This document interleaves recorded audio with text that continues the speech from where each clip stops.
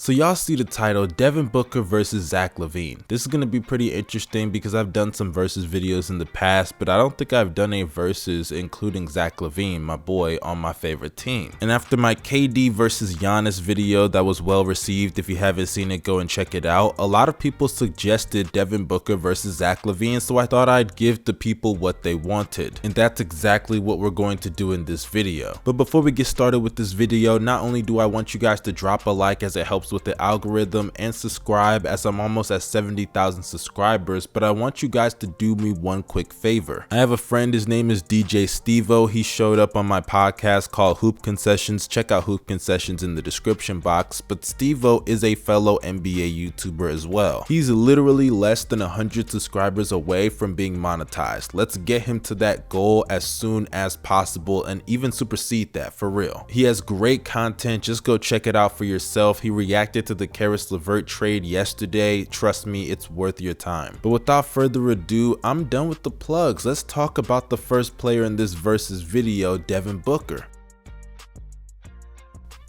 You know, I'm not one to talk about how deep somebody's bag is because that word is so fucking overused these days. Trust me, I get it. But when it comes to D-Book, I can't lie. One of the first things I think of is a bag. Because with all of D-Book's greatness on the court, whether it's him as a playmaker or his improved defense, we're going to talk about all that stuff, but we have to get out the way the obvious, and that's his ability as a scorer. They were comparing this man to Kobe for a fucking reason. And I know some people are going to hear that and just cringe. Oh my god, D-Book and Kobe, why are you doing that? Even D-Book said stop comparing me to Kobe. I'm not Kobe. Yeah, I get it. I understand that shit, bruh. But he does have some similarities, especially with his post game and footwork. I would say those are probably the two biggest things, but he can also operate in the mid-range. D-Book really can score in any way, shape, or form. He can get to the free throw line. He can get to the rim. He can also get to his spots in the mid-range and kill you. His post game is immaculate. His footwork is nice. The turnarounds over both shoulders, the fades. He can also shoot the three ball, even though he's a little bit inconsistent at times, but when he's hot from three, he is hot from three. I mean, think about it. The nigga literally won a 3-point contest for a reason. I remember against the Lakers last year where he hit like what, 7 straight threes. He went crazy in that game. And I think on this Phoenix Suns team, he's somewhat underrated because so many people like to pitch him against Chris Paul as who's the best player, who's the most valuable guy on the team, blah blah blah. I honestly don't really care about that argument like that because I think the Suns overall are just an amazing team top to bottom, but because people like to have that debate, it really takes away from how great Devin Booker is more than Chris Paul, because we know Chris Paul was established in the league, meanwhile Devin Booker without Chris Paul was in the lottery. I understand that, but D-Book has been improving every single year of his career. If you look at what he's done for this Suns team, even when they've started to win games and get to the playoffs and even making the finals last year, it was obvious D-Book's impact on this team. His ability as an off-ball scorer to come off screens, create his own shot, get to the free throw line, breaking people down on the perimeter. I would say D-Book can truly do everything you want from a scorer at his position. And outside of his scoring ability, look at his ability as a playmaker and ball handler. He's not the best passer in the world, but I would say he's pretty decent, and because of his ability as a scorer, he always has the defense on their heels, so he can play make on the ball and even off the ball. He has that quote-unquote gravity that the Steph Curry fans like to talk about, because I mean, hey, it does apply to everybody. And another thing about D-Book is that he's not just a one-sided player anymore, because I'm old enough to remember the days where D-Book was criticized for his lack of effort and ability on the defensive side of the ball. And so far this year, and I would even say last year, especially in the playoffs, he's improved like crazy on defense. He's actually very active off the ball, a great team defender. He's not like perfect on the ball, but he's not a liability either. He's just a really solid team defender on this roster. And sure, you can look at the pieces around him as they do help him, but he still has to play his part, and he plays his part very well. And when it comes down to this year, D-Book's just picking up where he left off in other years with another great season. As this year he's averaging 25 points a game, 5 rebounds and 4 assists on 44 to 45% from the field, 37% from 3, 85 to 86% at the free throw line, which accumulates to a true shooting percentage of 55%. D-Book is truly one of the better 2 guards in the league, and I'm really happy that that he's been getting his flowers, like dead ass. Because the fact that he wasn't even an all-star last year really bothered me. I mean, think about it. This guy had to be an all-star replacement in back-to-back seasons. They just gave him the here nigga damn spot back-to-back years. That's just so fucked up. But as far as what D-Book does well, I think I covered all of it. Now let's talk about what he doesn't do that well, and it isn't that many things. Actually, it's just one, and that's his shooting. And I know some people are gonna hear that and be like, come on, Mustard, how are you gonna say that D-Book shooting is a weakness? No, that's not what I'm gonna say. He obviously can shoot that shit. The nigga gets that green light, and whenever he's on,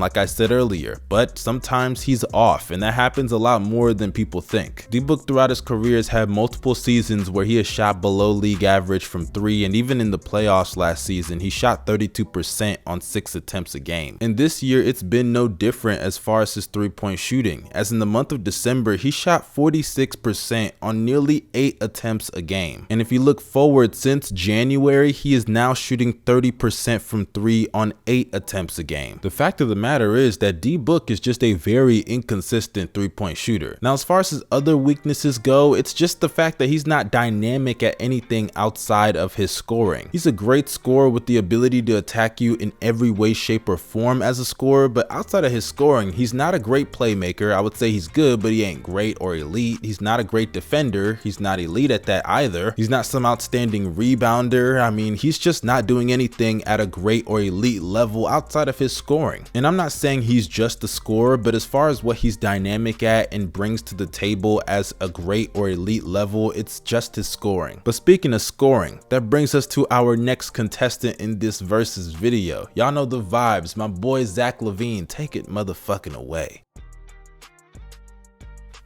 Now let me preference this by saying, yes, I am a Bulls fan, so there may be a little bit of bias in me, but trust me, LaVine is still that nigga, and I think everybody in the NBA knows that now. Because after seasons, I had to watch my guy LaVine put up great numbers, only for him to be snubbed out of All-Star games in the shitty East. He's finally a solidified All-Star. Can't cap he should be starting, but you know, that's a topic for another discussion. I mean, when you're talking about Zach LaVine, we're talking about a guy just like D-Book, can kill you any way imaginable as a scorer. We all know he's a great finisher at the rim. His athleticism just speaks for itself. The guy has a great first step. He can blow by people with ease. He's a solid post-up player. He's great in the mid-range. I believe he's shooting around 41% in the mid-range this year. And if you remember back in the day when we had one of the worst coaches of all time, that I am not even going to bother saying his fucking name, LaVine was taking some of the worst mid-range jumpers in the league, and he was not shooting well from the mid-range. But as LaVine said, he wanted to take those shots to improve and get better at that facet of his game, and he's done so. And outside of his ability to finish at the rim and get to his spots in the mid-range, the post, the free throw line, LaVine's also one of the best 3-point shooters in the league. We're talking about a nigga that on every given night, he's at least shooting 40% on a high volume amount of threes. And we're not just talking about basic spot ups, we're talking about even creating his own shot. I've seen LaVine size up dudes at the 3-point line, and I'm like, man, he's about to pull the trigger. Don't let him pull that trigger. Sidestep, step back, easy bucket, splash. And I think one of the things that's forgotten about LaVine's ability to score the ball is his off-ball ability, because I truly think that's one of the most underrated aspects of his game. His versatility as an offensive player is truly amazing, and it makes this Bulls team function at the highest level that it can be. Because DeRozan, as good of a slasher as he is, he needs the ball in his hands to be fully effective. Meanwhile, a guy like LaVine, he can play off of DeMar DeRozan, he can play the whole game playing off ball even, and he's still going to get you around 25 to 30 points, rather efficiently even. And when I say he's a great off-ball player, it ain't just his shooting. The guy can slash off the ball as well, and he's even obviously a great lob threat with his hops. But just like D-Book, my guy is not just a scorer. He's also improved as a playmaker and defender. As earlier in his career, those were big crutches for him, but now he's improved as a ball handler. He's gotten more comfortable as a pick and roll player. He can make the right reads out of double teams. The guy got his own gravity. As a playmaker, he's not elite. He's not Steph Curry. He ain't LeBron or Jokic, but he's definitely one of the better playmakers at his position. And on the defensive side of the ball, he's improved dramatically. I remember the days he used to be a damn near liability on that end. But so far this year, he's improved to being, I would say, a slight positive on the defensive side of the ball. At the bare minimum, he's average. He's a great team defender. He's a solid on-ball defender. Off the ball, he's improved dramatically. dramatically. As I remember, that was a big problem for him last year, and he himself even came out and admitted that he needed to get better at that aspect of defense. But overall, he's improved on that side of the ball, rotation, switches. He really does it all better than he ever did before. And as far as what he's doing this season, he's had one of his better years of his career, achieving an all-star appearance for the second straight season, averaging 25 points a game, nearly 5 rebounds and 4 assists, shooting 48 to 49% from the field, 40% from 3, and 87% at the free throw line, which accumulates to a true shooting percentage of nearly 61%. And unlike all the other seasons, primarily due to the team that's around him being far better than it's ever been, his numbers are finally being able to translate to wins, and I don't have to hear the whole empty stats narrative anymore. Now, as far as his weaknesses go, I would say it's pretty similar to Devin Booker. He may not be the shooter that Devin Booker is, but as far as what he brings to the game at an elite level outside of his scoring ability, it isn't existent. Because I love LaVine, but LaVine is not some elite level playmaker. He's solid, but he surely is not elite. He's not an elite rebounder. He's not an elite defender. He's far from elite at all of those aspects of the game even. And that's okay. It's great to be elite at just one aspect of the game, because that one aspect, if you're that elite at it, it can make you an elite player. But as far as what he does at an elite level or even at a great level, it's really limited primarily to just scoring. And please do not interpret that as me saying he's just a scorer. Obviously, I know LaVine is more than that, and even D-Book. But now that I have discussed both of these guys, it's time for me to give you guys my final verdict on who I believe is the better player. This was a really tough decision because these guys are super close, just like Ja and Trey, KD and Giannis. You could really go either or. There truly is no wrong answer. And with that being said, give me that nigga Zach LaVine, because I think D-Book's a great player, don't get me wrong, but I think that when it comes to the other aspects outside of their ability as a scorer, it's pretty even, I would say. I don't think one's a dramatically better playmaker than the other, or defender than the other, or rebounder than the other. I would say it's pretty even. So it's really gonna come down to who you think is the better scorer, and I think LaVine's the better scorer by a noticeable margin. Not a crazy noticeable one, but just a little bit noticeable. Because as good of a scorer that D-Book is, especially when you look at his skill set, D-Book is a very streaky three-point shooter, and that affects his overall efficiency a lot because he takes a high volume amount of them. And it doesn't mean he's not gonna get guarded. He's still gonna provide the spacing, but you gotta knock down the shot, and LaVine more than likely knocks it down far more than Devin Booker does. D-Book has a true shooting percentage this year of 55% and shooting 37% from 3. Meanwhile, LaVine is taking just as many threes and is shooting nearly 40% with a true shooting percentage of 61%. I mean, it may sound like I'm nitpicking, but when you're doing arguments like this that are super close, you kind of have to. And because the efficiency goes to LaVine by a pretty noticeable margin, I gotta give him the edge as the better player. But hey, that is just my opinion. I want to know what you guys think in the comment section down below. Who do you think is better, Devin Booker or Zach LaVine? I'm sure there are people writing think pieces about why I am so biased. I'm ready to read them all. Don't forget to follow me on social media. The links are down below in the description box, as well as the @name on the screen right now for my Twitter, Instagram. It's all the same, Young Mustard 23. You know the vibes. You guys stay safe and have a blessed day. Your boy Young Mustard signing out.